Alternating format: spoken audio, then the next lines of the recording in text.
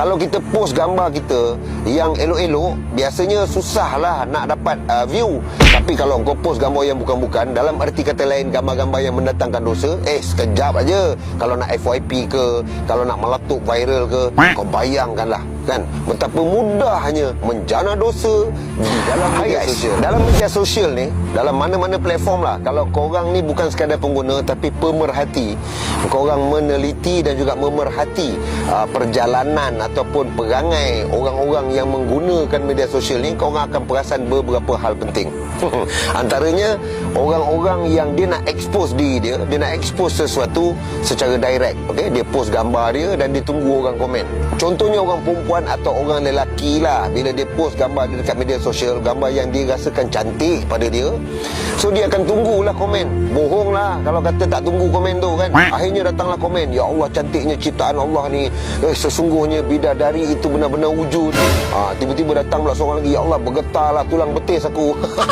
Macam-macam lah kerana memuji tu. Dia pun jawab lah, tak ada apalah, biasa je, bukan cantik mana pun. Ada yang jawab yang nampak Islamik sikit, ni semua kurniaan Allah. Kau orang percaya tak? Kau nak tahu dia betul ikhlas tak ikhlas post gambar tu, kau try kutuk dia. Kau orang akan saksikan dia orang akan attack dekat komen yang kutuk dia. Kau peduli apa dengan aku punya post? Kau peduli apa dengan aku punya wall? Kau tak suka, kau skip aje lah. Kau tak payahlah nak sibuk-sibuk komen. Dia akan mula beri tumpuan kepada orang yang kutuk dia, ataupun dia block terus orang tu.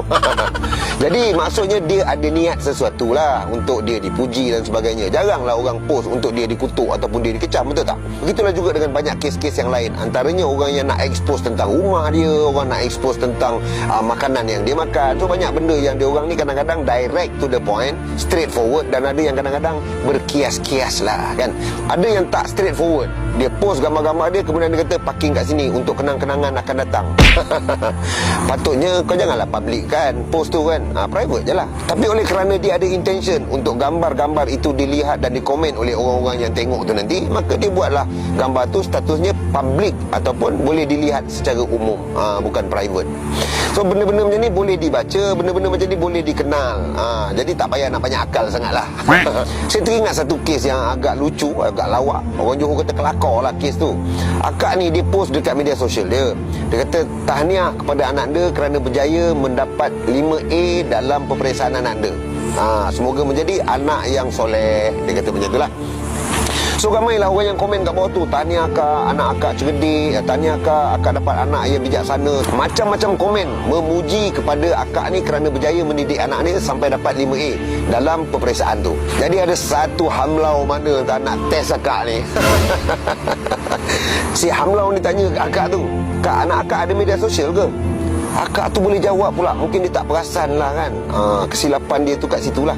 Dia kata, tak ada, anak akak tak ada media sosial, dia memang tumpu pada pelajaran je. Akak tak bagi dia bermedia sosial ni sebab itu akan melalaikan, akan membuatkan dia leka dengan media sosial dan tak belajar. Sebab tu dia dapat 5A. So dia memang tak ada media sosial. Jadi akak ni tadi termasuklah dalam jerat si hamlau ni. Si hamlau ni pun sambunglah komen dia, dah kalau dia tak ada media sosial, akak ucapkan tahniah dekat media sosial ni dekat dia, buat apa? Bukan dia ada media sosial pun dia nak jawab terima kasih mama ke, terima kasih ibu ke, terima kasih umi ke. Kan lebih baik akak kata je, wahai kawan-kawanku di media sosial semua, ketahuilah kalian bahawa anak aku dapat 5A dalam peperiksaan dia. Macam tu. Dan itu pun yang akak nak bagi tahu kan. Dan emosi akak ni terpancing guys. Lalu berlakulah perbalahan yang agak panjang dalam komen post tu. Melarat-larat guys. Kau kalau tak suka, kau kalau tak berkenan, kau tak payahlah nak singgah komen bagai kat sini. Kan ini aku punya wall, aku punya pasal lah, aku punya suka lah. Yang kau menyebut buat apa? Dah melarat-larat dah. Kalau direnungi secara logik dan rasional, ada betulnya juga kata si hamlau tu. Dah akak ni pun satu hal. Dan kau sendiri kata anak kau tak ada media sosial, yang kau pergi ucapkan tahniah lah bagai dekat dalam media sosial, kau seolah-olah nak berinteraksi dengan anak kau. Dah kenapa kan? Jadi memang niat tu nak bagi tahu orang lah. Jadi ini salah satu contoh lah yang nak menunjukkan bahawa ramai di kalangan orang yang terlibat dalam media sosial ni, kadang-kadang dia memang ada intention untuk bagi tahu sesuatu, kadang-kadang dia sembunyikan. Yang straightforward tu satu hal lah, Tapi ramai juga yang kadang-kadang berlindung di sebalik alasan-alasan yang lain. Tapi sebenarnya dia orang perlukan perhatian korang, guys. Jadi kalau memang korang berniat untuk post korang dilihat dan ditonton oleh orang ramai, korang kena pastikanlah post korang tu mendatangkan manfaat yang mungkin boleh memberi pahala yang berpanjangan pada korang. Janganlah korang post benda-benda yang mendatangkan dosa pada diri korang dan akhirnya ditiru ataupun ditonton oleh ramai orang yang akan membuahkan dosa-dosa tanpa korang sedar. Dosa ni bukan perkara main-main. Dosa bukan benda gurau-gurau. Dosa adalah benda yang akan membuatkan kita sengsara dalam kehidupan yang abadi nanti.